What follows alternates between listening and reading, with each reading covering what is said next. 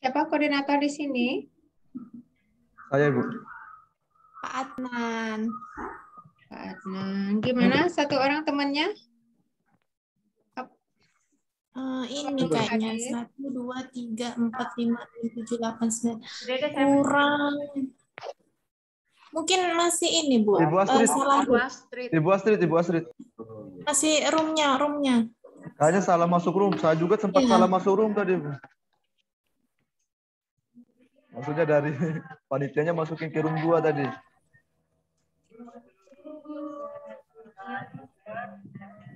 Pak Baron, ini Ibu Astridnya kemana? Oh, sudah masuk. Lagi apa? Tapi mungkin kendala masuk room salah mungkin tadi. Oh ya, Dan lagi bisa. sudah masuk tuh. Ya. Ya, silakan kepada petugas lapor. Ya, selamat pagi. Semangat ya. Turunnya duduk siap, gerak. Lapor, kami peserta Lasar CPNS Kemenak tahun 2021, Angkatan 1, Kelompok 1, siap menerima materi. Lanjutkan. Nah, sebelum kita menerima materi, marilah sama-sama kita berdoa menurut ajaran dan keyakinan kita masing-masing. Berdoa, mulai.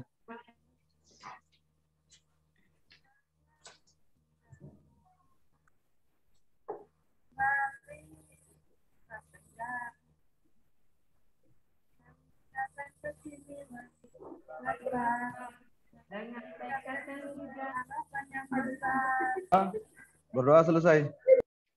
Duduk istirahat, gerak. Selamat siang adik-adik semua. Assalamualaikum warahmatullahi wabarakatuh. Waalaikumsalam warahmatullahi wabarakatuh. Selamat siang, Ibu. Siang, Ibu. Salam sejahtera untuk kita semua. Ya, adik-adik salam sehat saya ucapkan pada adik-adik. Senang sekali bisa bertemu pada siang hari ini ya adik-adik ya. Ya, Bu. Kemarin kita sudah diskusi tentang manajemen ASN.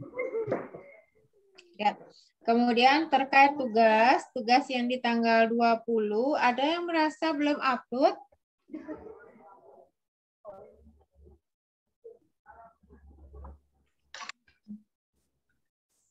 Udah semua upload ya? Sudah, Ibu. Sudah, Ibu. Sudah, Bu. Ya. Kemudian ketika saya periksa tugas adik-adik ya, terkait dengan tugas dulu ya, karena apa? Karena tugas itu nantinya merupakan kelanjutan dari selanjutnya ya, kelanjutan dari agenda 4 ya. Saya ingatkan adik-adik nanti untuk penyusunan isu, walaupun hanya itu tugas gitu kan, itu harus ada data yang benar-benar bisa dipercaya ya Dek ya. Datanya itu memang benar-benar bisa dipertanggungjawabkan. Nah, itu yang pertama. Kemudian selanjutnya untuk teknik dari saringan isu, ya saya ingatkan lagi itu ada 2. AKPK dan USG. Namun adik-adik banyak yang tidak menggunakan itu. Oke. Selanjutnya untuk Fishbone, ya Fishbone, teknik analisisnya itu ada yang salah menggunakan analisis kausalitasnya. Nah, mungkin ini nanti ada di agenda selanjutnya di agenda coaching ya. Cuma saya ingatkan hati-hati adik-adik ya, walaupun ini hanya tugas tapi ini merupakan latihan yang nantinya adik-adik akan merealisasikan dalam menyusun rancangan. Kemudian adik-adik untuk pertemuan kita pada siang hari ini kita akan membahas mengenai pelayanan publik dan WOG. Izin suara saya, apakah jelas didengar? Jelas, Ibu. Jelas, Ibu. Oke, terima kasih. Kalau kita bicara pelayanan publik, ya adik-adik, apa sih dasar dari adanya pelayanan itu?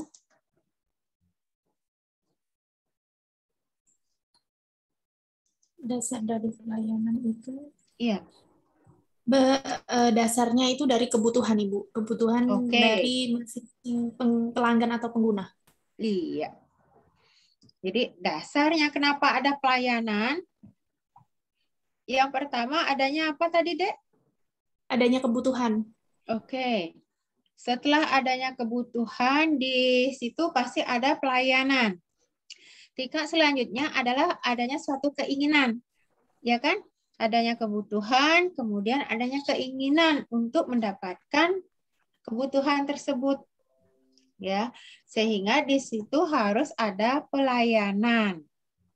Ya. Harus ada pelayanan agar apa? Agar kebutuhan itu bisa terpenuhi.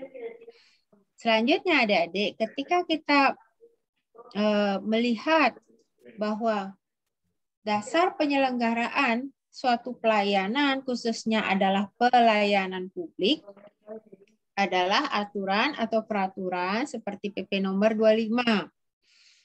Namun secara umum, apa dasar penyelenggaraan dari pelayanan publik? Kira-kira apa dasar dari penyelenggaraan pelayanan publik?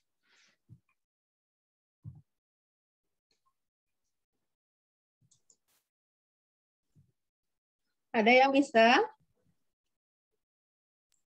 Dasarnya, dasar hukum? Tidak. Dasar dari pelayanan itu kan adalah adanya suatu kebutuhan. Ya kan? Kemudian karena adanya kebutuhan itu pasti ingin terpenuhi. Ya, maka timbul suatu pelayanan. Kemudian kita sebagai ASN melakukan pelayanan itu atas fungsi kita. Adik-adik kan sudah tahu kita, adik-adik saya memiliki 3 fungsi. Benar? Salah satunya adalah pelayanan publik. Oke, sekarang pertanyaannya, adik-adik adalah pelayan publik. Kenapa adik-adik mau menjadi pelayan publik?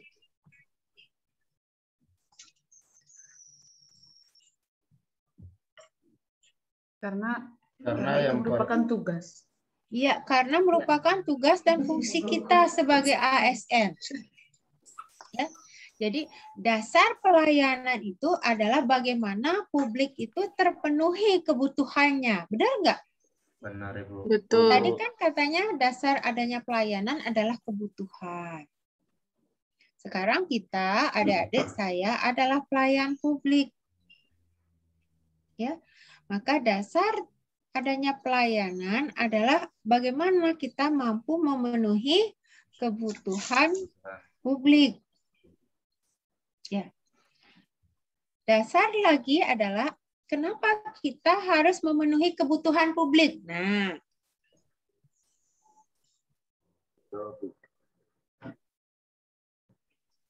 ini kan pendalaman materi ini. Jadi saya tidak mengupas slide per slide, adik-adik. Adik-adik sudah mendapatkan itu di modul. Ya. Teori-teori sudah banyak adik-adik dapat, bahkan tugas pun sudah jadi.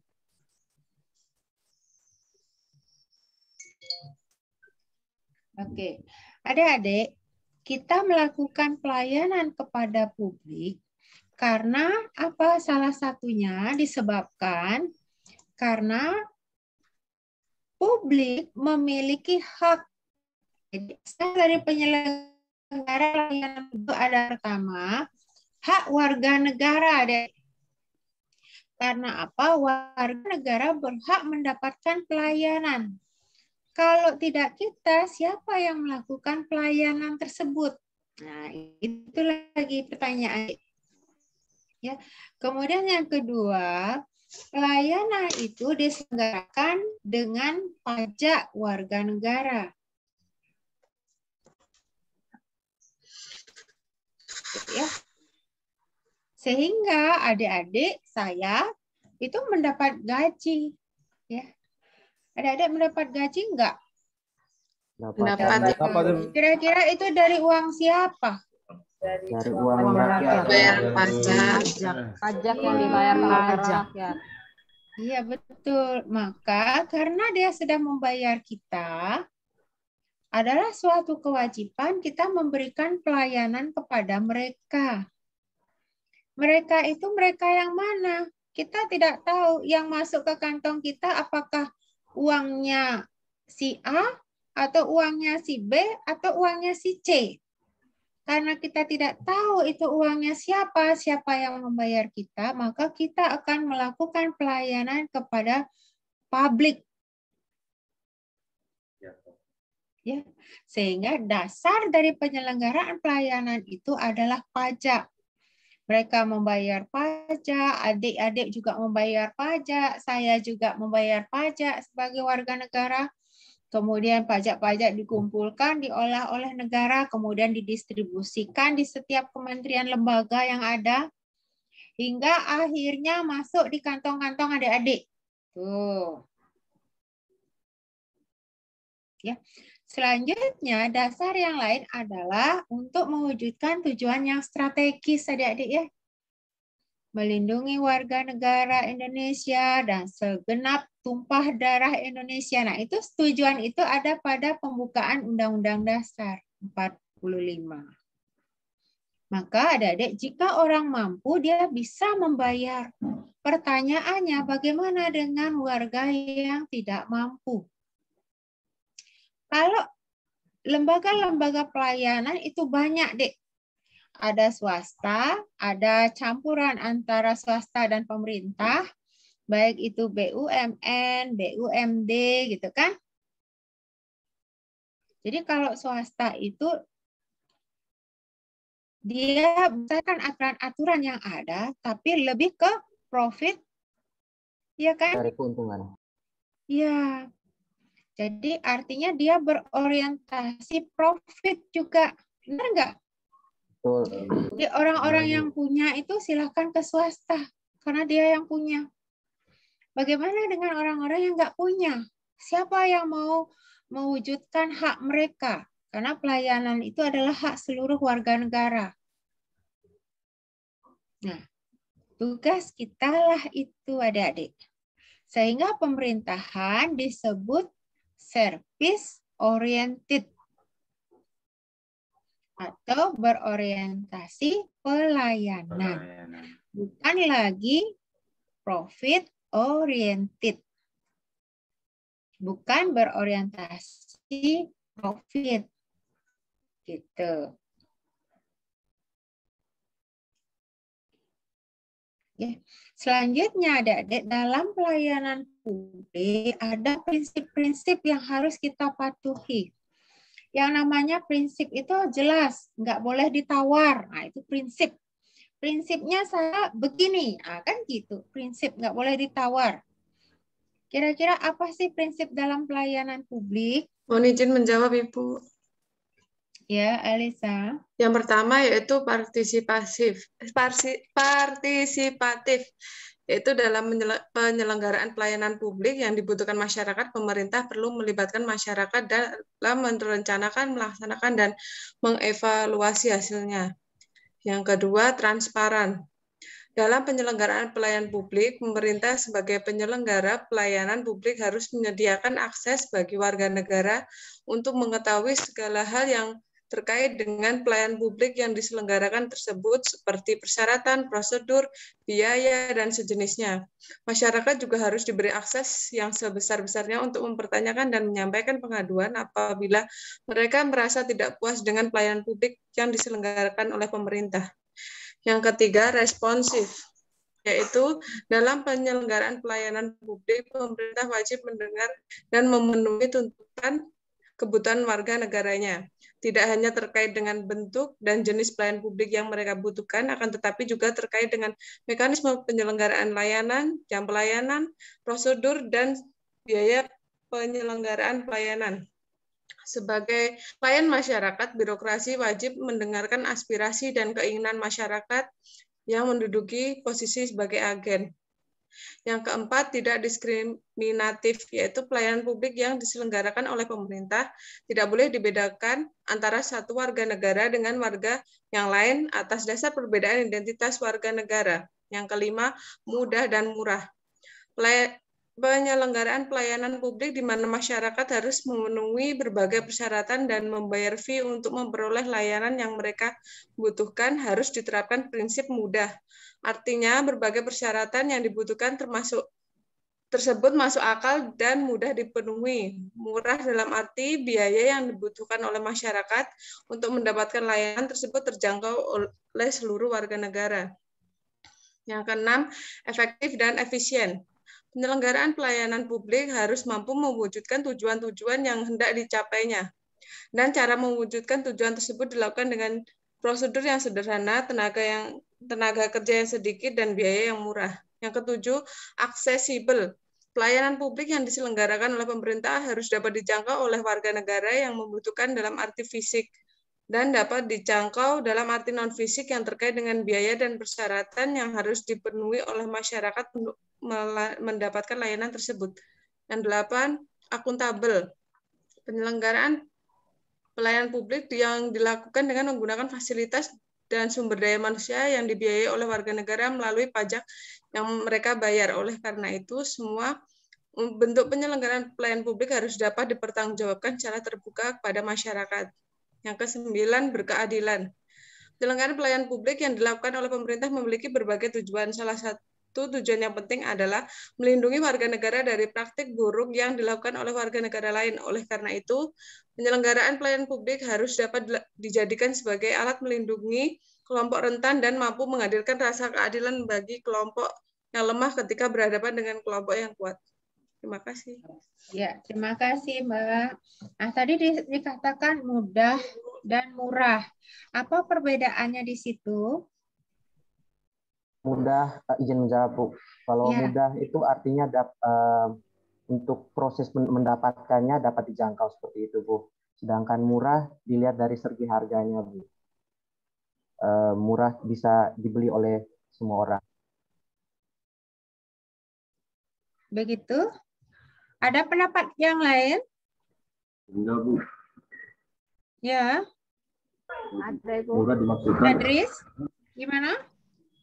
murah dimaksudkan bahwa layanan publik yang diberikan kepada masyarakat terjangkau untuk seluruh warga negara. Artinya bahwa akses untuk mendapatkan layanan publik dari pelayan publik kepada masyarakat bisa dijangkau dan tidak dapat memenuhi mandat konstitusi.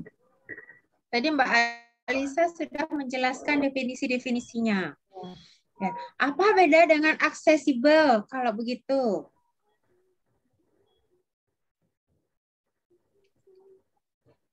Oke ya, adik-adik ya. Ini kan pendalaman materi ini. Jadi saya tidak akan jelaskan slide per slide ya adik-adik ya.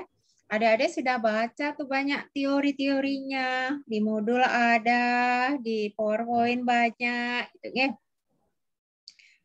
Jadi ketika kita bicara prinsip dalam pelayanan publik ya, jadi di situ ada mudah dan murah.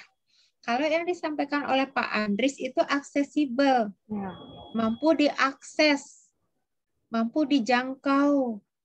Nah, aksesibel itu kan bahasa aslinya tuh akses, ya bisa diakses, bisa dijangkau. Kemudian mudah dan murah itu seperti apa? Halo. Mohon izin menjawab, Ibu. Halo Mbak Astrid ya. Iya, Ibu. Iya. Kalau untuk mudah, Oke, ya.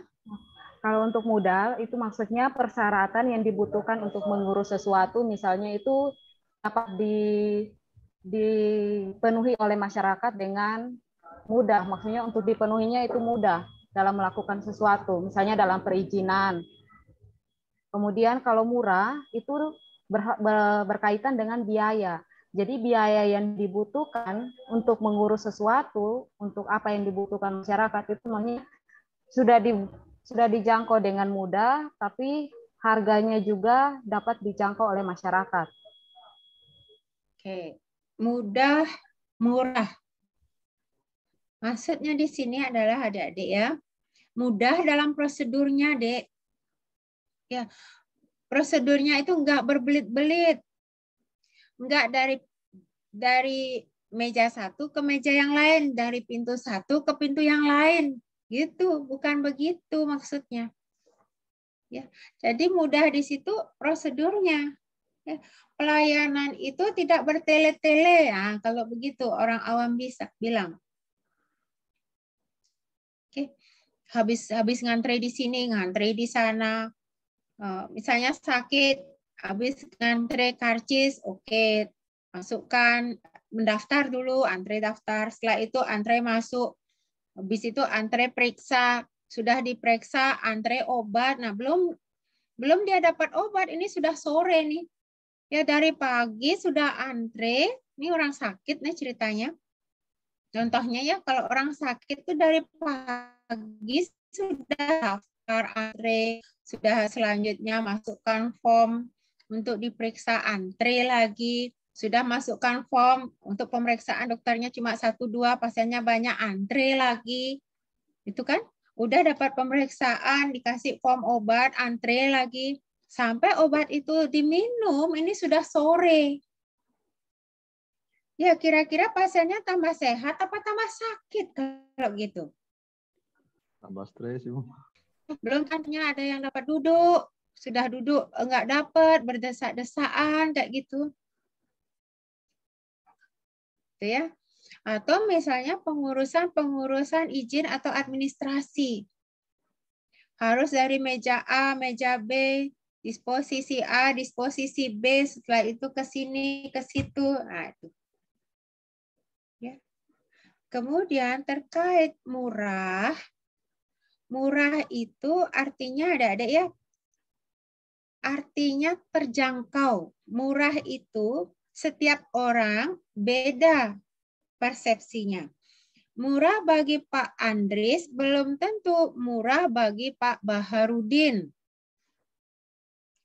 Kalau Pak Baharudin bilang 100 juta murah, Pak Andri bilang itu mahal.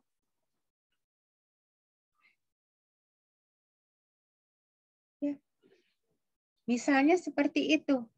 Jadi murah itu disesuaikan dalam hal apa? Dalam hal kualitas, Dek. Ya. Kalau misalnya orang-orang yang kita berikan pelayanan itu puas akan pelayanan kita, jadi misalnya pasien tuh ya, pasien itu berobat, dikasih obat, pelayannya nggak judes gitu ya. Memang obatnya tepat digunakan. Jadi setelah dirawat bisa pulang dengan segar, dengan lebih baik. Kira-kira pasiennya puas apa enggak? Puas. Puas. Kalau sekarang dia disuruh bayar misalnya nih, orang kaya nih misalnya. Oke, Anda sudah sehat. Boleh Anda pulang sekarang. Dari masuk rumah sakit, misalnya dia dibopong, minum nggak bisa, gitu misalnya. Sekarang sekian hari kemudian setelah dirawat, ya sehat nih. Nah, sehat sekarang, oke, checklist. Bayar 100 juta. Gitu. Dibayar sama dia. Bayar, pulang dia. Oke. Terima kasih ya. Nah, malah bilang terima kasih sudah bayar 100 juta. Satu lagi pasien disuruh bayar 1 juta, tidak mau. Pelayanan macam apa ini? Diinfus juga enggak, dikasih apa juga enggak. Kok disuruh bayar 1 juta? Padahal yang satunya bayar 100 juta bilang terima kasih. Pasien satunya lagi cuma 1 juta bayar marah-marah. Adik-adik paham nggak maksud saya? Kalau dilihat dari nominalnya, mana besaran 1 juta sama 100 juta? 1 jutanya. 100 juta. 100 juta pasti lebih besar ya? Ya. Ya. Tapi dalam hal kasus tersebut, Murah bagi pasien tersebut apabila dia memang mendapatkan kepuasan dari pelayanan. Bayangkan yang bayar 100 juta, dia bilang terima kasih. Yang bayar disuruh bayar 1 juta, dia marah-marah. Tuh. Paham maksud saya, adik-adik? Paham. Paham ya? Di situ ya. Jadi tidak hanya sebatas definisi. Ya. Kemudian adik-adik, ketika tadi kita sandingkan dengan bahasa aksesibel, ya, yang disebutkan oleh Pak Andris, bahwa pelayanan itu bisa diakses, bisa dijangkau. Ya, contohnya nih, ini kebetulan semua teman-teman NTT nih ya, dari Belu, dari ND. Ya, ada yang dari Belu, dari ND ini memang aslinya Belu sama ND ya? Bukan Ibu. Bukan, Ibu. Bukan. Asli, Bu. Dari mana aslinya? Saya Macam-macam. Jawa Timur, Macam-macam, Ibu. Ibu. Macam-macam. Saya dari Kupang, Ibu. Ada yang dari Bima Kupang, juga. Jawa Timur. Ya, Pak Adnan dari mana? Dari Bima sebenarnya, tapi sudah lama di ND sih. Ya, setidaknya adik-adik sudah Ya, sudah setidaknya akrab ya sudah- dengan kondisi NTT. Ya Ibu, Sudah, dari Ibu. setelah kuliah malah di sini. Ya.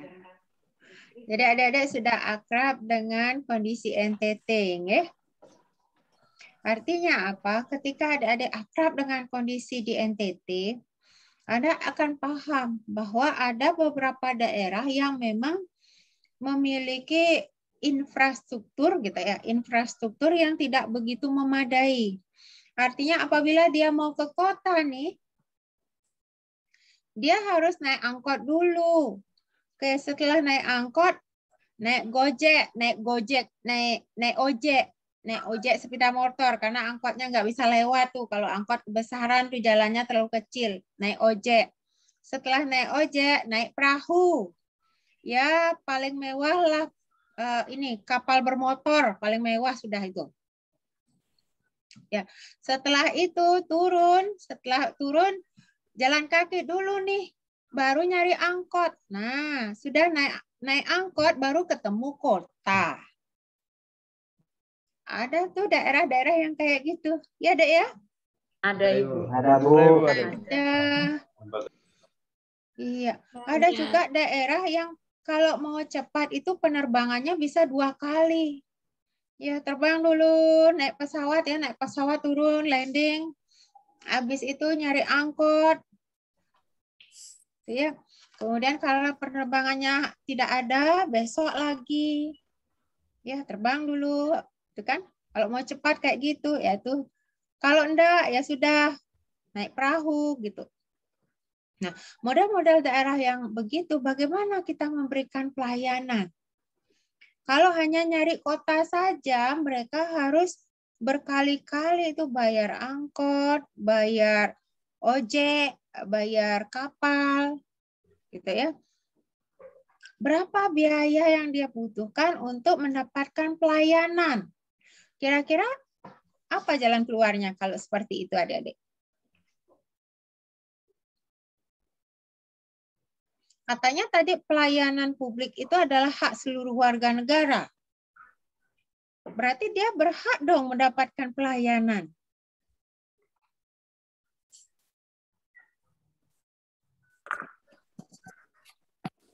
Belum menjawab, Ibu. Mungkin Iya. Pelayanannya yang harus turun ke bawah. Jadi jemput bola. Kayak gimana, Mbak Fidah? Kayak contohnya yang baru-baru ini ada vaksin.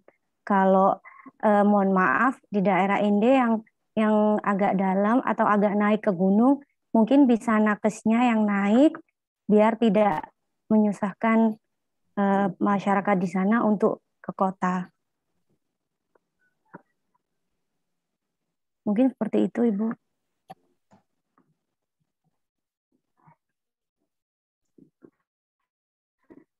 Ya. Nah, itu salah satunya adik-adik bagaimana pelayanan publik itu mampu diakses oleh warga negara. Jadi bisa terjangkau, Bang. Sehingga kita yang harus turun gitu ya. Bukan rakyatnya atau masyarakatnya yang nyari kita untuk mendapatkan pelayanan. Itu ya salah satu cara. Nah, itu prinsip-prinsip dalam pelayanan publik. Gitu. Selanjutnya adik-adik, ketika kita bicara pelayanan publik tersebut, ada beberapa hal yang perlu kita ketahui. Contohnya ketika memberikan pelayanan harus ada etika. Ya, harus ada etika. Maka kemarin di agenda 2, adik-adik dikenalkan materi etika publik. Ya, bagi seorang ASN itu ada itu. Ya kan? Ada pasal 4 dan pasal 5 tentang etika bagi seorang ASN. Ya. Kira-kira apa itu etika? Masih ingat materi agenda 2? Apa itu etika?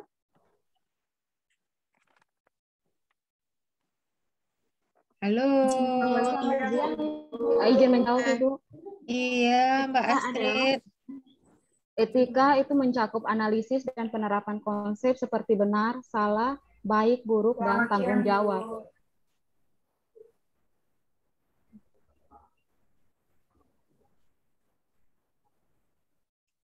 Halo. Halo, Ibu. Iya. Etika. Halo, Ibu. Etika adalah sesuatu yang berhubungan dengan nilai-nilai tentang baik dan buruknya tindakan. Terus kalau etiket?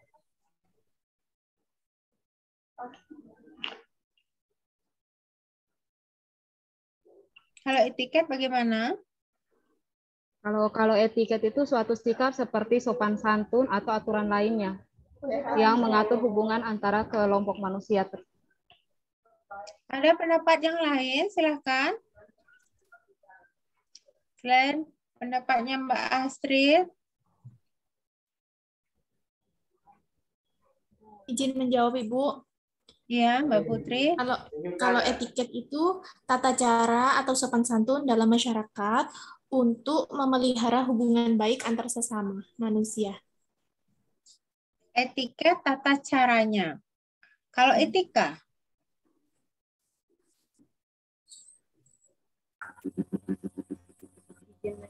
Kalau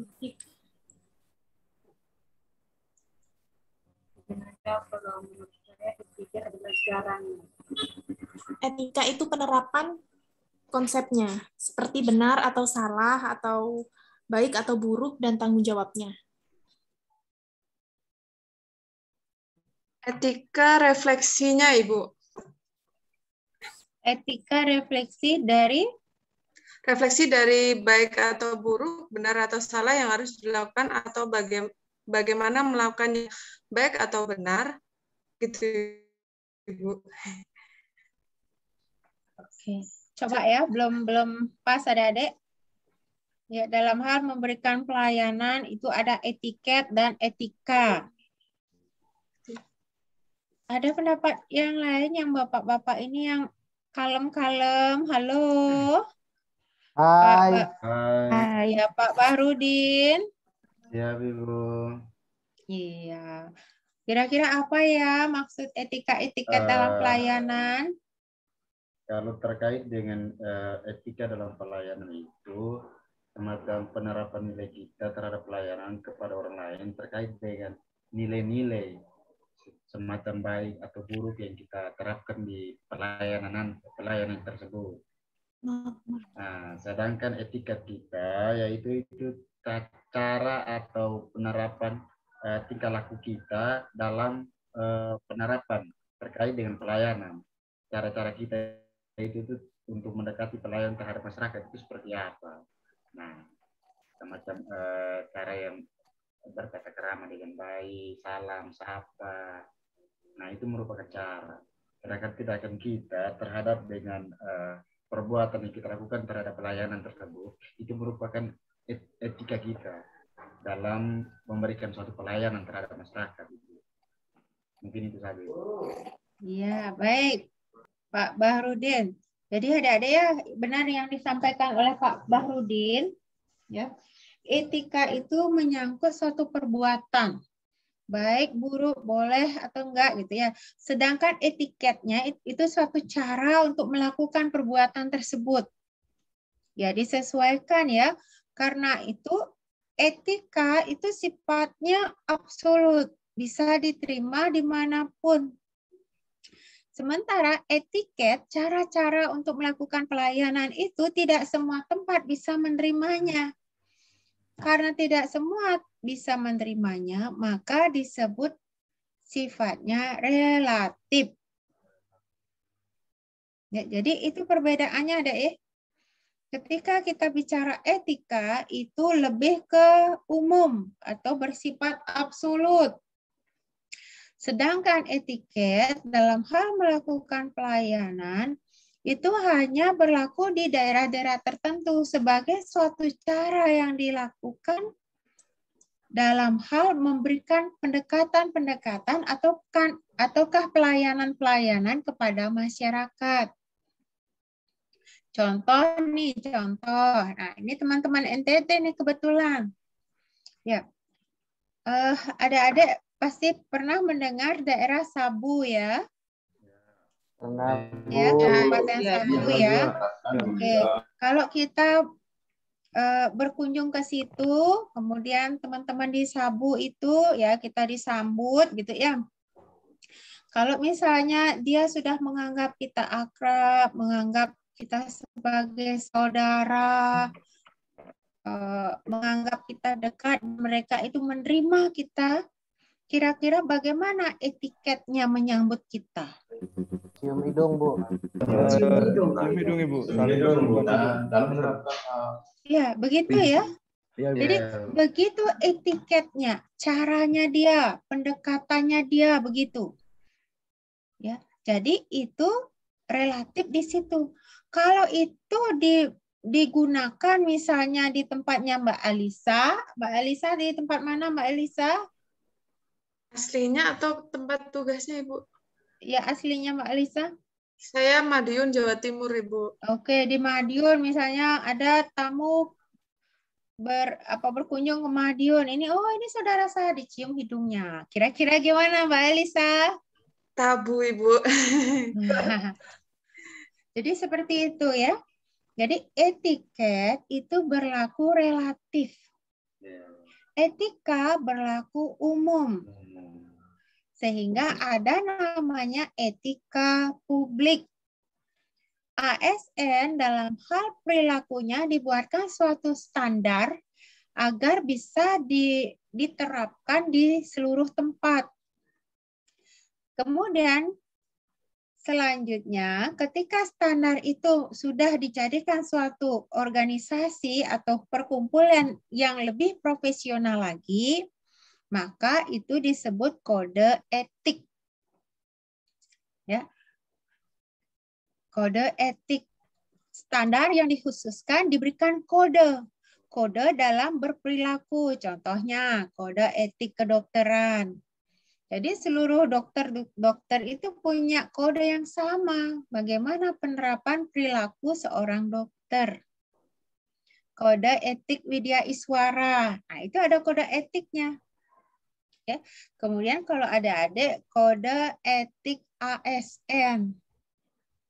Ya, jadi itu distandarkan sesuai dengan norma-norma yang dianggap memiliki kesamaan dan dijadikan suatu standar untuk berlaku. Jadi adik-adik hati-hati dalam melakukan pelayanan publik. Ya. Beda lagi misalnya ketika kita bertamu di daerah Waingapu atau di daerah-daerah Sumba. Ini ada yang dari Sumba sini? Tidak ada, Ibu. Ada, Bu. Pak Adris dari mana? Dari Berjava, Bu. Oh, dengar ada. Ya, Bu. Pak Alsin? Dari ND, Bu. ND. Oh, ini orang ND asli nih ya. Kalau Pak Bahrudin? Dari Flores Timur, Ibu. Protim. Ya, kalau misalnya ini saya pengalaman nih bertemu ke Waingapu, ya kita disambut sangat akrab, sangat baik sekali, sangat kekeluargaan sekali. Tahu enggak apa yang datang ketika kita dijamu? Itu yang datang itu sekotak yang isinya sirih pinang. Itu ada kotaknya, ini sirihnya, kapurnya, pinangnya gitu. Saya ini bisik sama teman, ini gimana cara makannya? Jadi begitu etiket yang ada di situ. Kalau misalnya kita dianggap ini tidak benar, artinya tidak diterima oleh mereka, Anda bikin kemah di halaman mereka, itu kotak sirih pinang tidak bakal keluar. Gitu ya. Nah, ini ibaratnya kalau kita dianggap keluarga, itu etiketnya betul. Makanya hati-hati adik-adik ketika adik-adik berada di daerah yang kemudian pindah ke daerah yang lain, hati-hati dalam hal memberikan pelayanan kepada publik. Ya. Kemudian adik-adik ketika etika dan etiket dalam pelayanan publik itu ada namanya bagaimana etika kita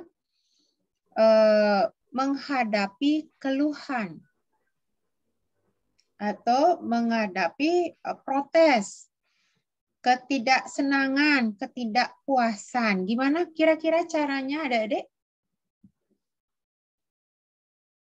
Izin jawab, Ibu. Iya, Pak Adnan. Ketika kita sebagai pelayan publik memberikan pelayanan yang kurang maksimal, pasti akan diprotes ataupun dikritik. Jadi caranya bahwa kita akan memberikan solusi atau memberikan sosialisasi kepada masyarakat bahwa cara yang sebenarnya seperti ini, dan seperti ketika masyarakat tidak bisa menerima, berarti kita akan mengubah cara sosialisasi kita atau cara pelayanan publik kita terhadap masyarakat tersebut. Itu saja, Ibu. Terima kasih. Iya, makasih Pak Adnan. Pendapat yang lain gimana? Izin menjawab, Ibu. Iya, Mbak Cindy. Ya, ketika pelayanan publik kita kurang cocok sama publik, mungkin kita pasti dapat komplain atau kritik. Yang seharusnya kita lakukan yaitu mendengarkan dulu komplainnya itu dalam hal apa, kritiknya dalam hal apa. Setelah itu baru kita musyawarahkan bersama untuk cari solusi yang tepat. Begitu, Ibu. Oke. Ya, tepat yang disampaikan oleh Mbak Fidah. Nah, ini kita praktekkan nih, misalnya nih Pak Alsin sama Pak Bahrudin nih. Oke, halo. Hai. Iya. Pak Alsin, ceritanya nih Pak Alsin sebagai ASN pelayan publik. Efisien, Pak Bahrudin, ini masyarakat yang komplain ini terhadap pelayanan yang diberikan oleh Pak Alsin. Halo, Pak Bahrudin. Ya, hai Ibu. Ya, ceritanya Pak Bahrudin ini lagi komplain nih, nggak terima atas pelayanan yang diberikan oleh Pak Alsin. Jangankan 1 juta, 100 rupiah pun saya nggak mau bayar. Nah, gitu misalnya Pak Bahrudin nih ceritanya. Nah, Pak Alsin sebagai seorang ASN, apa yang dilakukan dalam hal etika pelayanan publik? Silahkan. Baik, Bu, izin menjawab, Bu. Kalau dari saya ketika ini diginikan, dipraktekkan antara Pak Alsin dan Pak Bahrudin. Ini langsung, nggak teori nih, nggak langsung. Teorinya situ di modul baca. Ya, ini langsung nih ceritanya nih, memang pendalaman benar-benar keadaan ini misalnya nih. Ya, Pak Bahrudin. Ya, siap Ibu. Ya, Pak Bahrudin ini masyarakat ya, masyarakat yang tidak terima akan pelayanan yang diberikan ASN. Pak Alsin ini ASN-nya. Coba dah. Siap, Pak Alsin. Ya, selamat Oke, siang siap. Pak Bahrudin. Bagaimana Pak, ada yang bisa dibantu Pak? Oh, begini Bapak, terkait dengan pelayanan dari Bapak mereka, terkait dari pemerintahan dengan dana yang disalurkan kepada masyarakat itu, saya tidak terima karena tidak realisasi dengan merata. Oleh karena itu, terkait dengan dana yang dari pemerintah berikan itu, saya menolak. Jangankan 100 juta, 100 rupiah pun saya tidak akan membayarnya. Baik Pak, terkait dengan realisasinya yang tidak benar, kami mohon maaf Pak sebelumnya untuk kesalahpahamannya Pak. Tapi Bapak bisa sertakan dengan bukti Pak kalau ada penyelewengan atau adanya ketidakadilan dalam pembagian dana seperti itu Pak. Oh, siap. Kalau ada buktinya bisa disertakan Pak, mungkin kami bisa tindak lanjuti lebih lanjut seperti itu Pak. Masih lanjut Ibu atau cukup Iya, sampai silakan. di situ? Ini udah selesai apa belum ini komplainnya? Saya tanya ini yang komplain ini. Oh, kalau lanjut Ibu ini. Ya, Pak Bahrudin, silakan sudah selesai apa masih komplain ini, masih nggak diterima penjelasannya Pak Alsin? Oke, siap. Masih komplain lagi Ibu. Silakan Pak Bahrudin. Lanjut. Oke, terkait dengan bukti atau apa dengan pemerataan yang diberikan oleh bantuan yang diberikan oleh pemerintah terkait pemerataan di sini, buktinya ada Bapak. Soalnya di daerah kami, tempatnya di desa kami, itu jumlah kakaknya itu 50%, 50 kakak. Sedangkan untuk realisasinya itu cuma 20 kakak saja yang memperoleh bantuan dari pemerintah itu, Bapak. Baik, Bahrudin. Kalau begitu saya boleh minta nama-nama kakak mana saja yang mendapatkan, kemudian kakak mana saja yang tidak mendapatkan, supaya lebih jelas, Pak. Kalau misalnya Bapak cuma menggambarkan kalau 20 kakak saja yang cuma dapatkan, saya jadi belum tahu pasti seperti itu, Pak. Apakah benar mendapatkan atau tidak seperti itu, Pak. Jadi saya minta bukti yang real, bukti yang jelas, agar kami bisa tindak lanjuti, Pak. Kalau misalnya Bapak cuma mengatakan hanya 20 kakak yang dapat, tapi tanpa bukti yang jelas gitu, Pak, hitam di atas putih seperti itu, kami tidak bisa bantu untuk lebih lanjutnya seperti itu, Pak.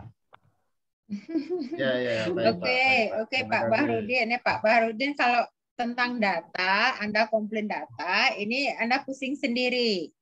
Ya, saya yakin nih bingung sudah ini dimintain data sih sama Pak Alsin nih. Jadi yang kita komplainkan biasanya adalah pelayanan. Ya, pelayanan. Misalnya nih, kita sudah sewa TV prabayar.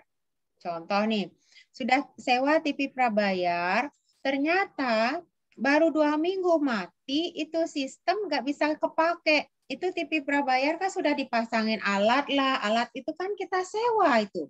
Belum lagi channelnya kita sewa. Alat yang kayak parabola itu gagah sekali rumah kita ada parabolanya gitu. 2 minggu pakai, setelah itu nggak bisa kepake. Otomatis kan kita telepon teknisinya. Halo Pak teknisi, ini lagi rusak, nggak bisa kami terima ini siaran di sini. Oke, kalau gitu besok kami ke situ Bu, ngecek ke lokasi. Tunggu besok nggak datang. Telepon lagi, Pak, bagaimana nih? Oke, kalau begitu besok ya. Tapi jangan besok-besok ya. Nah, kan gitu. Ya benar besok dia datang. Diperbaiki benar. Diperbaiki, habis itu ditinggal sama dia, besoknya rusak lagi. Ya kan, rusak lagi. Kita nggak tahu tuh teknisi apanya dipasang, apanya diputar, nggak ngerti kita. Nah, setelah itu kita telepon lagi, nggak dijawab. Telepon lagi, nggak dijawab. Akhirnya bulan depan tuh datang. Bulan depan harus bayar iuran. Kita nggak bayar tuh karena kesel nih. Orang 2 minggu kita nggak make, kok bayarnya full? Kan keluar itu tagihannya. nggak bayar, akhirnya 3 bulan kemudian kena deh denda. Mereka nggak mau tahu kita nikmatin nggak. Padahal yang kita tonton itu cuma 2 minggu, yang dibayar 3 bulan. Kira-kira nggak meletus itu kepala? Nah, kan gitu. Nah, contohnya kayak gitu nih, saya nggak perlu data ini, saya perlunya marah kalau gitu ya. Kalau Pak Bahrudin itu tadi awalnya dia mengatakan data. Jadi Pak Alsin masih menang. Nah, kalau kondisinya kayak gitu, adik-adik kebayang nggak maksud saya? Kebayang Bu, hard komplain Bu. Nah, sekarang yang dilakukan, tadi Pak Alsin sudah benar yang dilakukan. Ya, jadi tepat ini Pak Alsin sebagai orang yang menangani komplain dan masalah. Dia itu senyum saja, dengar secara santai. Yang namanya orang komplain, Dek, itu dia ngomong itu panjang kali lebar kali tinggi. Ya, maka dengarkan sampai kalimat terakhir, titik. Ya, kalau dia masih koma, dengarkan saja. Ya, itu ya. Itu rumus pertama. Tapi sebelum itu, kalau misalnya bisa, adik-adik ya, dia datang dengan kondisi yang marah, artinya kan tensinya sudah tinggi tuh. Nah, itu mau disegel lah alatnya, malu dong sama tetangga. Pah, kita baru pasang 3 bulan, sekarang alat mau diambil. Kita malu sama tetangga. Komplain ibunya nih ke kantor nih.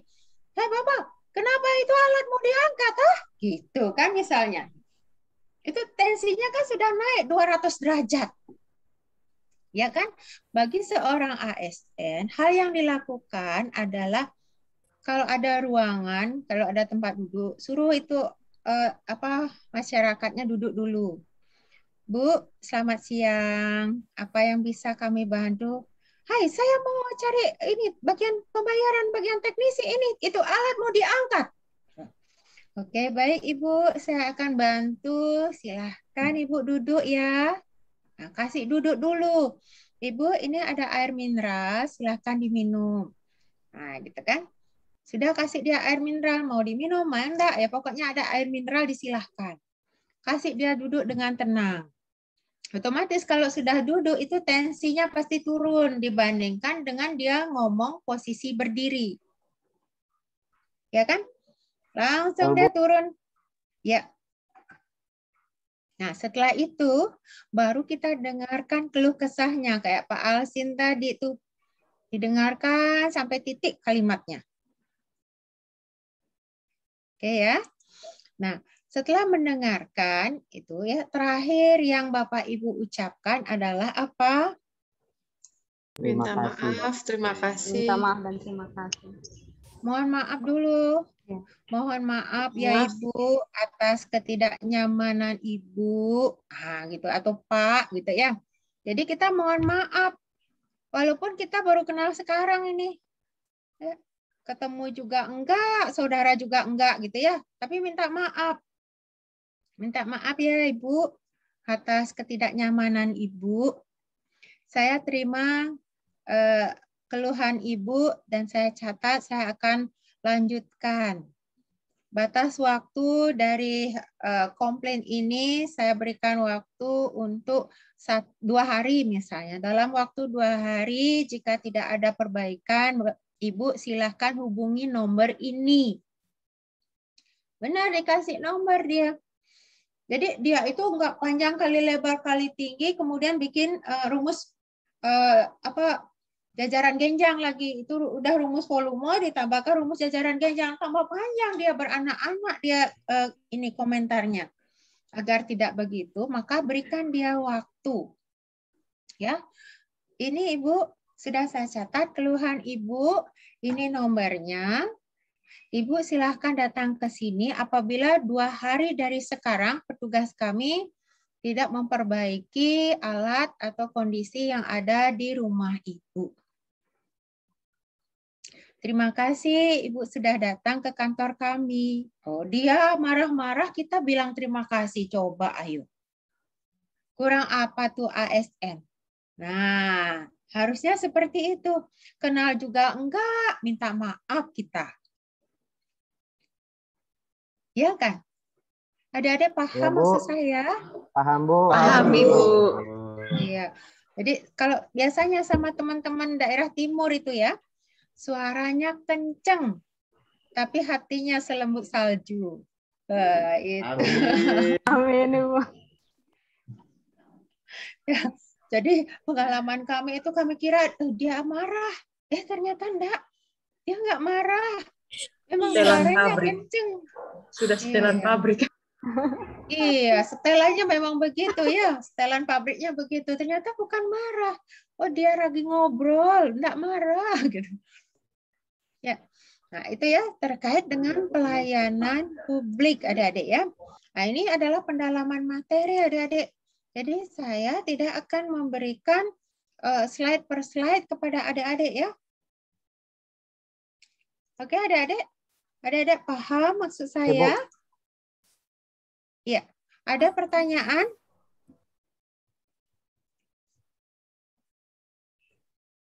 Jadi dalam hal pelayanan publik ada kata-kata kunci yang harus dipegang adik-adik. Kalau dulu itu namanya 3S. Apa itu 3S? Salam, Senyum, sapa, Senyum, salam, dan sapa. Senyum, salam, dan sapa. Salam. Ya. Kalau ditambah lagi 5S, apa itu? Senyum, sapa, Senyum, salam, sopan santun. senyum, salam, sapa, sopan, santun. Oke, senyum, salam, sapa, sopan, santun. Kalau saya tambah 11S, apa itu? banyak banget.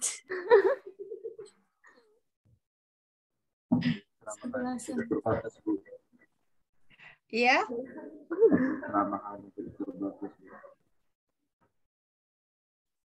Mungkin Pak Alsin ada terobosan apa itu 11S Pak Alsin?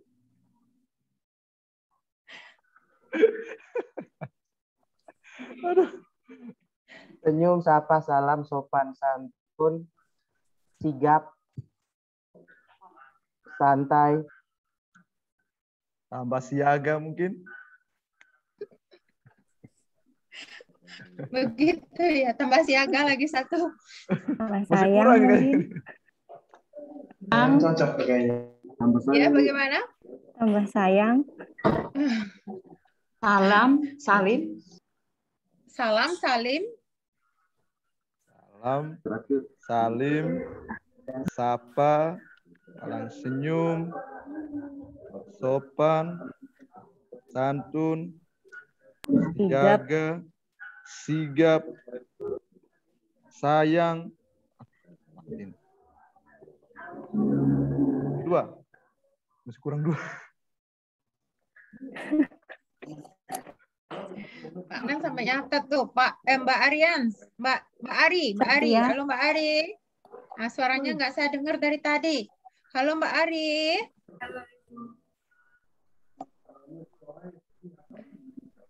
Ada yang tahu? Ya, siap. Sigap Setia. masuk nggak, Bu? Sigap masuk. Sungguh-sungguh, Tambah Ibu. setia. Ya, sungguh-sungguh bisa. Sudah berapa itu? Sudah berapa itu? Senyum, salam, Sigap. sapa, salam, salim, salim. senyum, sopan, santun, Sopan, siaga, santun, sigap, siaga, sayang, setia. Sayang. Sigap sudah. Sungguh-sungguh, Pak. Ya. Sungguh-sungguh ya. Sungguh-sungguh. Serius. Apa nih? Sederhana. Sudah Oh lebih iya, udah sederhana. Ini kan Sederhana. sudah lebih. Lebih baik daripada kurang. Jadi maksud saya begini adik-adik dalam pelayanan ya. Jadi adik-adik dan saya ini saya melihat adik-adik itu ya ketika sekarang itu Anda itu 11S. Anda dan saya itu 11S adik-adik. Ya. Maksud saya adalah 11S itu situ senyum-senyum sama saya senyum-senyum saja sama situ.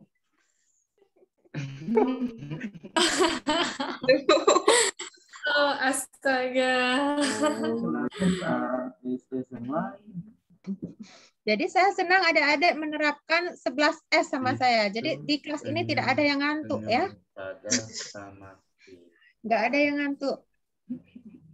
Oke, baik adik-adik. Kalau tidak ada pertanyaan terkait pelayanan publik, ya, saya akan lanjut dengan materi whole of government. Ya. Kira-kira apa sih maksudnya whole of government, Mbak Putri? WOG. Iya, apa maksudnya? WOG adalah ya, pendekatan yang dilakukan untuk memberikan solusi bersama atau untuk masalah atau isu-isu tertentu. Jadi pendekatan yang digunakan untuk menangani masalah atau isu-isu tertentu. Misalkan di instansi saya terkait prosedur layanan, terus terkait apa lagi ya, banyak lah. Nah itu bisa diterapkan dengan menggunakan sekarang ini kan e-governance seperti itu, Bu. Ada jadi pendapat WOG yang lain? Oke, lanjut dulu Mbak Putri. Bagaimana Mbak Putri? Jadi WOG itu apa sih namanya, solusinya, solusi yang ditawarkan untuk menangani masalah yang terjadi dalam instansi kita. Seperti itu, Ibu. Ya, baik. Saya akan share screen. Adik-adik perhatikan.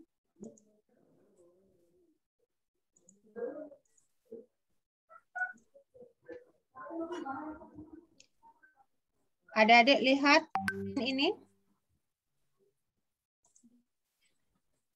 Adik-adik bisa lihat screen ini?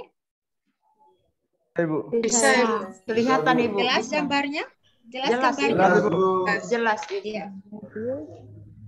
Jika yang tadi disampaikan oleh Mbak Putri, kira-kira apa yang Anda dapatkan dari screen ini? Itu masalahnya apa ya? Itu kotor apa gimana ya? Lingkungan. Pekerjaan yang terbengkalai. Pengerjaan yang tidak efektif.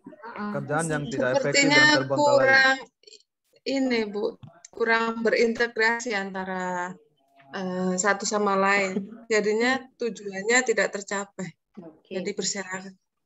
Kalau misalnya Mbak Alisa sebagai seorang pejabat disuruh memecahkan masalah ini, apa yang Mbak Alisa lakukan?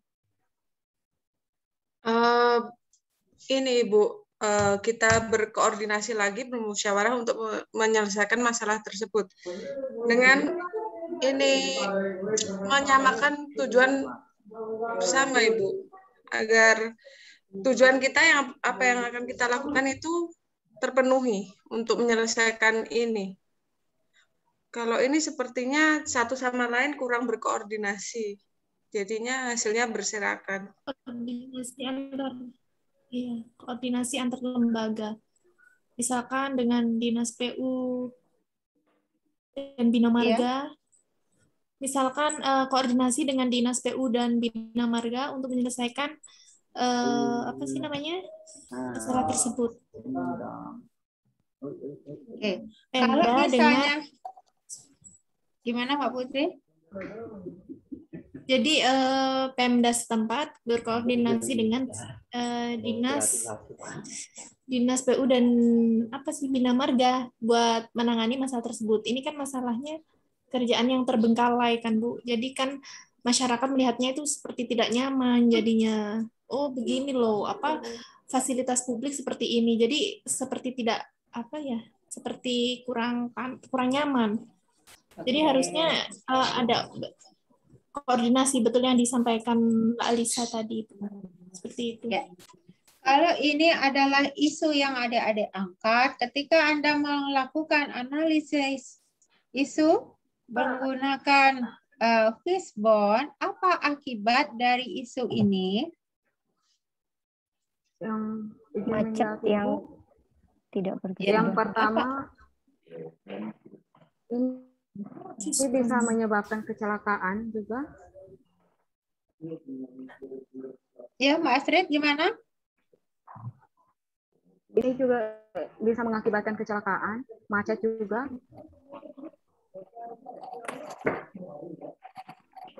akibatnya macet, kecelakaan. Adik-adik bisa nggak kebayang misalnya ini kota besar yang setengah bahu jalannya lobang, terus kalau misalnya hujan, bukannya ini rata ini.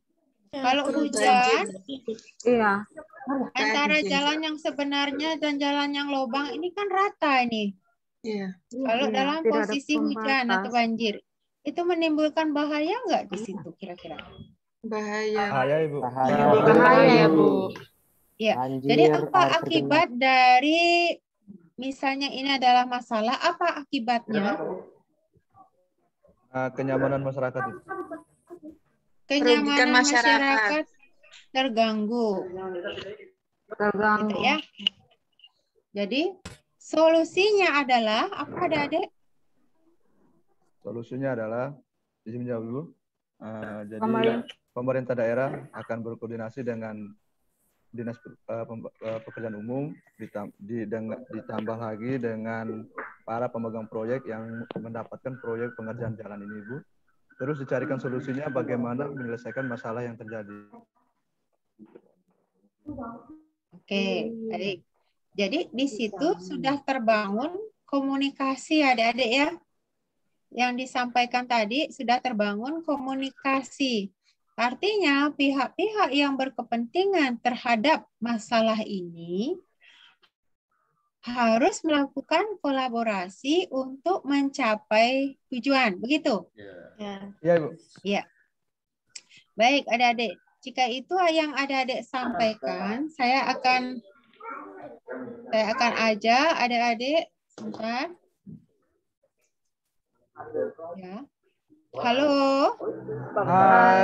Halo, saya akan ajak adik-adik menganalisis WOG dengan memutarkan film pendek. Silahkan setelah ini cermati, setidaknya adik-adik mendapatkan inspirasi dari film pendek ini.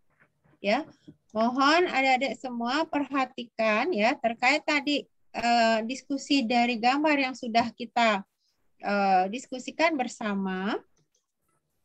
Ya, halo, adik-adik lihat screen saya? Lihat, Ibu. Tidak. Halo. Belum muncul, Ibu. Belum muncul, Ibu. Tadi, Ibu, tadi sempat muncul. Tadi sempat muncul. Sini belum ada. Oh, sudah nih mulai start. Oh, sudah. Sudah muncul? Sudah, Ibu. Oke, saya besarkan. Sudah. Kok begini? Sebentar. Ini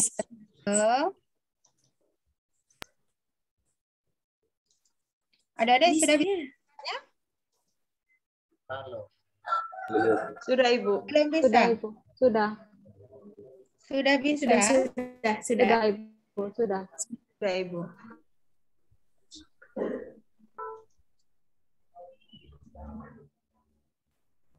Ya. Coba cek.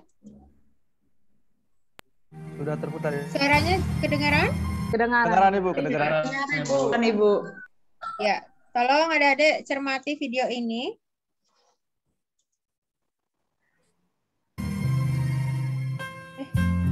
Sorry. Saya salah pencet.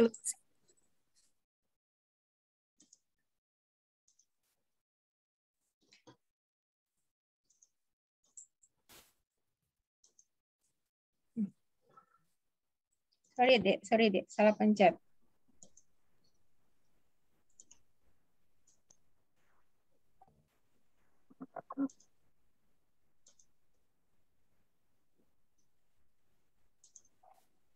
Sebentar. Ada trouble. Sebentar, Dek.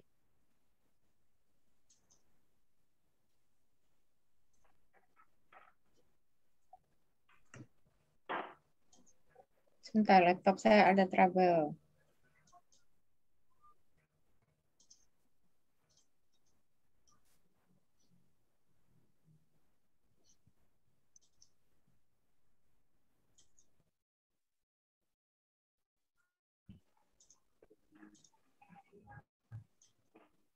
Ya, adik-adik bisa melihat ini? Bisa, Ibu. Bisa, Bu. Bisa, Ibu. Bisa melihat? Ibu. Bisa. Coba saya cek ya. Bisa nggak suara? Ada suaranya? Ada Ibu. Ada Ibu. Ada. Silakan cermati. Ini video singkat ya adik-adik ya.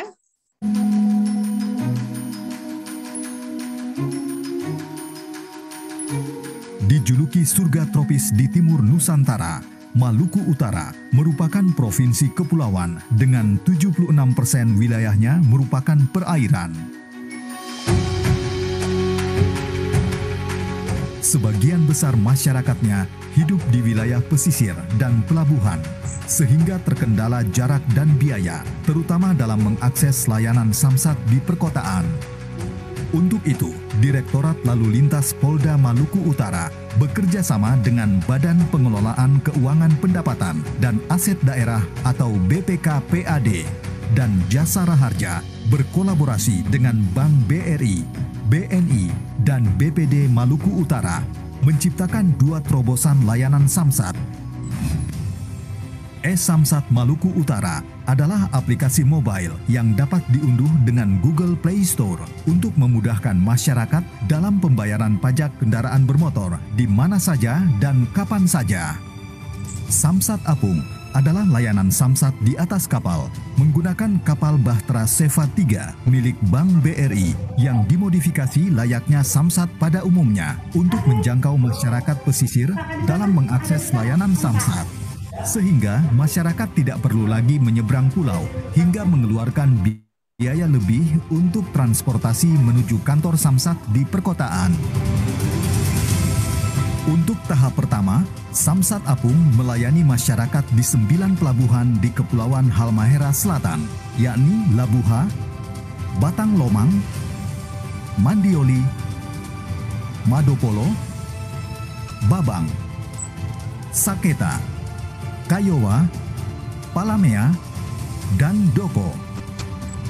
Samsat Apung merupakan inovasi samsat di atas kapal pertama di Indonesia dan mendapat rekor dari Museum Rekor Indonesia atau MURI. Inilah sinergitas seluruh instansi dalam menghadirkan pelayanan samsat yang lebih mudah dan menjangkau seluruh masyarakat Maluku Utara. Oke, adik-adik, dari film tadi apa yang adik-adik dapatkan terkait dengan WOG? Yang kerjasama Di situ dan kerjasama atau kolaborasi dan sektor BUMN Antar lembaga, untuk kerjasama antar Samsat Apung bagi masyarakat di Maluku. Oke, baik. Adanya kerjasama koordinasi dari pihak-pihak terkait ya. Nah, tadi kita sudah bahas 9 prinsip di pelayanan publik. Ini ada kaitannya antara pelayanan publik dan WOG. Bagaimana pemerintahan terkoordinasi, berkolaborasi untuk memutus suatu masalah, adik-adik. Ya, seperti yang di slide tadi, ya, dan di video yang tadi adik-adik cermati, setidaknya ini membawa inspirasi bagi adik-adik semua ya dalam hal memecahkan masalah yang ada di instansi Anda. Artinya apa adik-adik? Ide itu sangat penting sekali. Ya, ide sangat mahal. Ya, walaupun Anda misalnya sekarang ya setingkat baru CPNS, tapi ide adik-adik apabila mampu memecahkan masalah yang terjadi di instansi adik-adik, memberikan saran-saran dan telaah, maka itu yang Anda bicarakan, ya, kemudian Anda sampaikan kepada atasan, ya, terkait dengan solusi kemudian pemecahan-pemecahan yang lain yang ada. Nah, itu maksud saya adik-adik ya. Jadi 2 materi ini yaitu antara pelayanan publik, kemudian whole of government itu menjadi suatu rangkaian ya, di mana nantinya adik-adik berdasarkan kedudukan dan fungsi adik-adik di instansi masing-masing mampu menemukan masalah tersebut, kemudian menganalisis dan memecahkan masalah itu. Ya, kalau sekarang saya tidak ada kompetensi, Ibu, tidak ada kekuatan untuk itu, misalnya, ya. Kemudian tidak punya kewenangan juga, misalnya kayak gitu, ya. Kira-kira bagaimana caranya? Apa yang bisa adik-adik lakukan?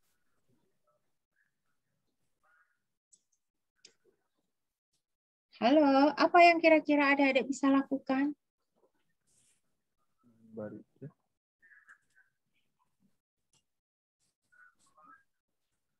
Halo. Hai. Hai. Halo. Halo. Hai.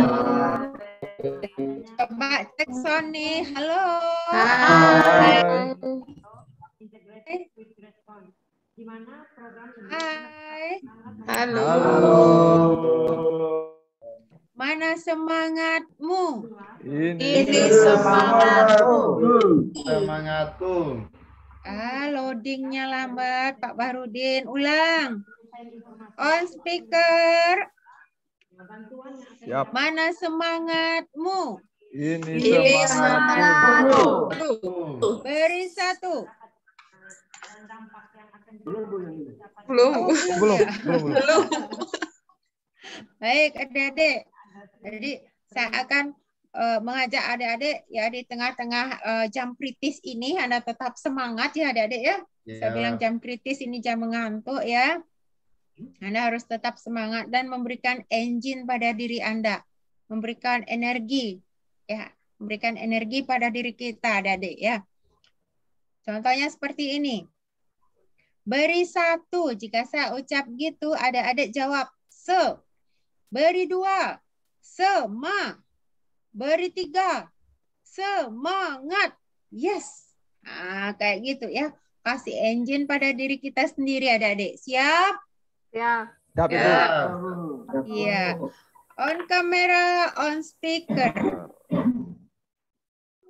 Mana semangatmu? Ini semangatku. Beri satu. Beri dua. Beri tiga. Semangat. Yes. Yang lain? Semangat. Yang lain no? Yes. Ulang. Oke, ulang ya. Oke, on speaker. Mana semangatmu? Ini semangatku. Beri satu. Beri dua. Semangat. Beri tiga. Semangat. Yes. Nah, jadi semangat. Yes. Nah, itu ya benar-benar kasih semangat pada diri sendiri. Iya, kayak Pak Alsin tuh. Oke ya, adik-adik ya. Jadi apabila itu ada, masalah itu ada di lingkungan adik-adik ya, setidaknya tadi beberapa gambar yang sudah kita diskusikan dan video yang sudah kita tonton mampu memberikan inspirasi dalam hal ide ya, ide pemecahan masalah. Nah, bagaimana sekarang etika Anda mengeluarkan ide yang ada di kepala? Ya, adik-adik ini kan orang-orang muda nih, orang-orang milenial. Yang dihadapi adalah para pimpinan, atasan, yang dari segi umur jauh dari Anda. Kira-kira apa yang bisa adik-adik lakukan? Izin jawab, Ibu. Ya. Jadi kita sebagai ASN ataupun sebagai bawahan dari sebuah instansi, kita hanya bisa memberikan saran dan masukan kepada pimpinan. Itu saja. Ada pendapat lain? Izin menjawab, Bu. Etika yang saya lakukan ketika saya ingin menyampaikan pendapat adalah dengan tidak bertele-tele dan tepat sasaran. Kemudian ketika ingin mengajukan sebuah inovasi kepada petinggi, disertakan dengan bukti-bukti di mana inovasi yang kita pikirkan atau kita mau terapkan itu berhasil tempat lain seperti itu, sehingga kemungkinan besarnya bisa diterima karena inovasi tersebut sudah diuji di tempat lain seperti itu, Bu. Oke. Ya, jadi yang disampaikan Pak Alsin itu begitu ya, adik-adik ya. Adik-adik jangan seperti mendikte begitu ya. Sampaikan dengan telaah yang tepat ya, terkait dengan bukti-bukti dan data yang ada. Contoh ide Samsat Apung, itu kan idenya Samsat Apung itu. Seperti yang kita ceritakan bahwa di wilayah NTT khususnya ya, itu adalah wilayah kepulauan. Ya, banyak sekali pulau-pulau, bahkan ada pulau yang tidak berpenghuni. Iya kan? Adapun pulau itu menjauh di sana. Ketika dia harus ke kota, seperti yang saya sampaikan tadi, dia harus melewati berbagai macam rintangan. Dengan waktu, tempuh, dan biaya yang tidak terlalu bisa dibilang kecil gitu. Ya. Maka ide untuk membuat Samsat Apung itu kan idenya seperti itu. Ya, maksud saya tidak nyuruh adik-adik membuat Samsat Apung, enggak. Nanti ketika Anda merancang suatu aktualisasi, idenya itu yang Anda lakukan. Ya, sampaikan jika memang ada anggaran terkait dengan masalah yang ada di lingkungan adik-adik. Nah, itu sampaikan, siapa tahu ada anggaran bisa direalisasikan. Kalau tidak, apa yang Anda bisa lakukan terkait pelayanan publik yang mampu memberikan kepuasan? Setidaknya selevel tingkat adik-adik sesuai dengan kompetensi yang Anda miliki. Nah, itu dua alternatifnya adik-adik. Sampai di sini ada yang ingin ditanyakan?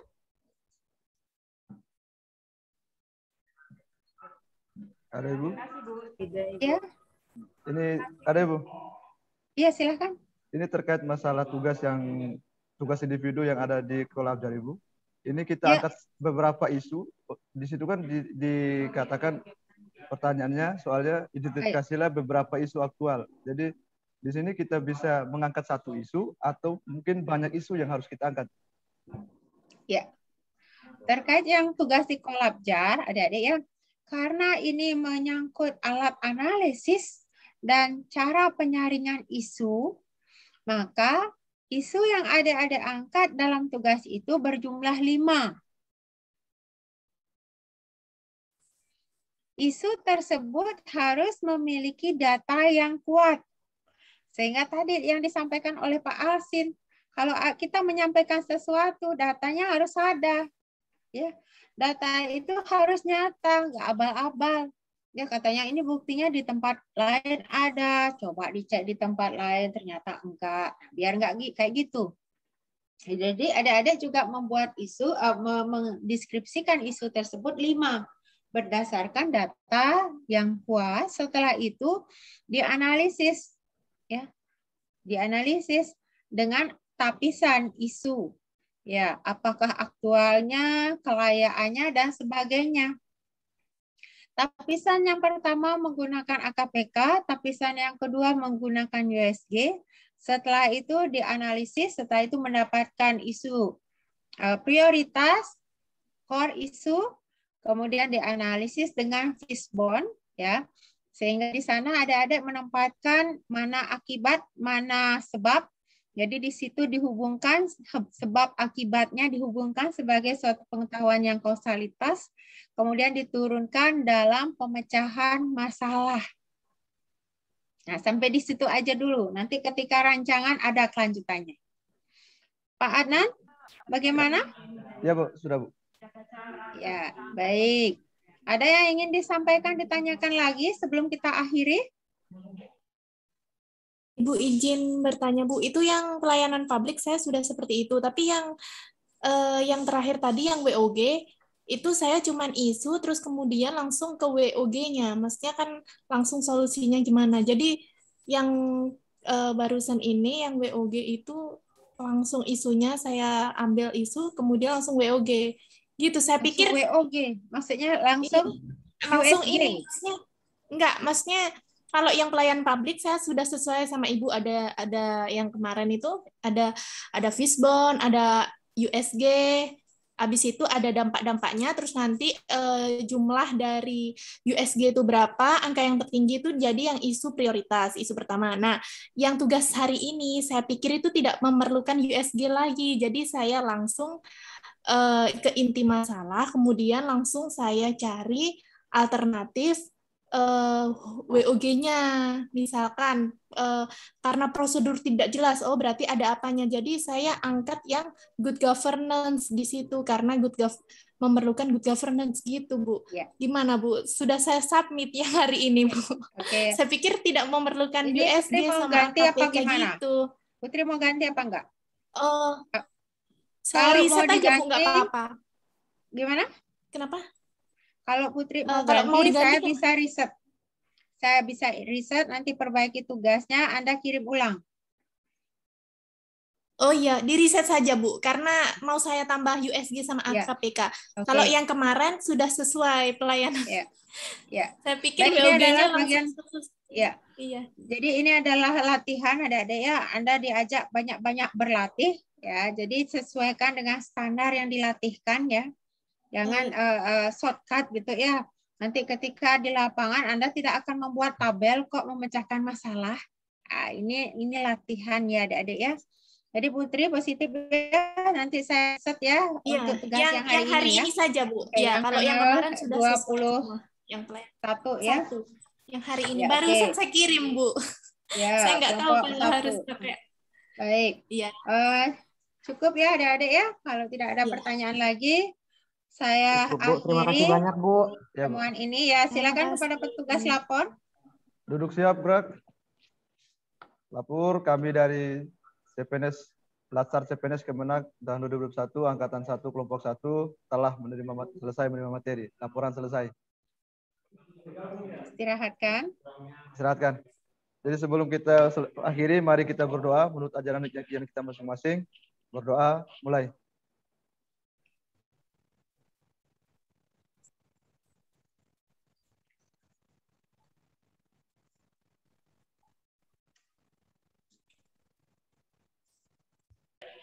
Berdoa selesai. Baik adik-adik, terima kasih atas perhatiannya. Wassalamualaikum warahmatullahi wabarakatuh. Waalaikumsalam. Terima kasih banyak, Bu.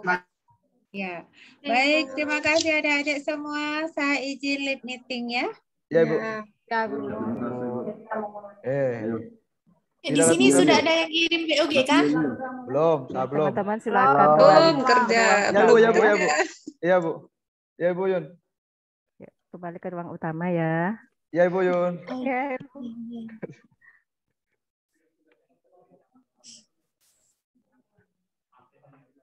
Tidak ada tugas kok. Tugas kelompok tidak ada kok. Ini hari tidak ada. Oh, dan besok. Berarti baik. 2 hari tidak ada tugas kelompok. Aman. Sudah kembali bubar. Saya bubar tadi. Jangan lama-lama di sini. Kaget sebentar tugas baru muncul. Kepala pening. Ayo. Latih gel-gel dulu kok. Nanti bos latih sendiri. Kembali.